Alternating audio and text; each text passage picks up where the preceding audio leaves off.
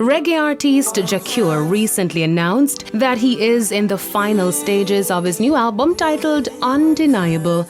During this Instagram Live, the reggae singer made it clear that the album is completed and is being prepared for release soon. Undeniable will consist of just 10 songs, and according to Jacure, the aim is to win a Grammy Award for this new compilation.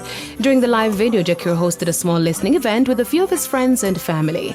The artist also shared that he is working on a new shoe line that will also be released soon.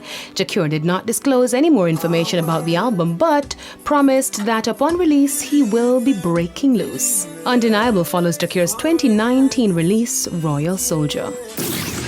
American singer Aaliyah's final self-titled album was released today on streaming platforms for the first time. Her self-titled album was released 1 month after her death, and it dominated the charts globally. Aaliyah and the singles featured were nominated for Grammys, including Best R&B Album and Best Female Vocal Performance for Rock the Boat and More Than a Woman. This new release follows last month's Aaliyah's sophomore album One in a Million, which was finally made available on all streaming services. The long overdue streaming release follows a deal struck between Empire and Blackground Records, founded by her uncle Barry Hankerson, which makes available the late singer's biggest albums for the first time in over a decade. That deal unlocks Aaliyah's catalog for streaming and other releases on Blackground, including albums by Timbaland and Magoo, Tank, Tony Braxton, and JoJo.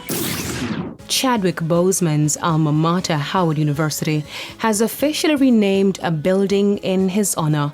The late actor's name has been placed over the Fine Arts building, now officially known as the Chadwick A. Boseman College of Fine Arts. The historically black university in this tweet described Boseman as an icon in his own right, who has left an immeasurable legacy for the next generation. The Black Panther star died in August last year at the age of 43 after a battle with colon cancer. I'm Daedran for your weekend edition of E Prime. Be safe.